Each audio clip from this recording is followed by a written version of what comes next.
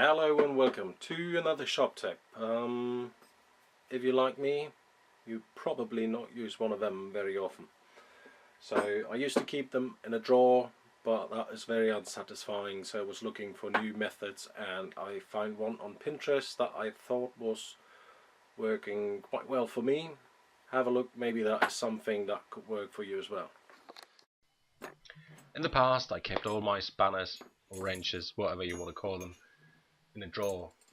So every time I had to use one, I had to go to the drawer, dig through all the different spanners that I had and pick the size that I thought I need, and then I had to go back to the drawer because I picked the wrong one.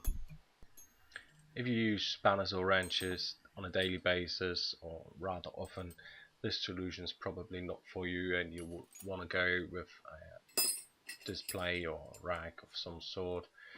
The benefit for me here is that I have all the spanners in one place, so if I happen to grab the wrong size for whatever job I need, I have the next smaller or bigger size right there and can use that one instead.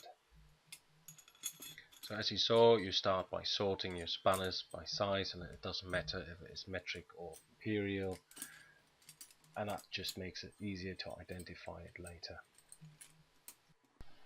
So instead of this wire lock, you can also use a carabiner, which makes it a bit easier and faster to take the spanners off. I prefer this solution because it is a bit more flexible than the carabiner. I used an old speaker magnet as a means to attach the spanners to my tool wall.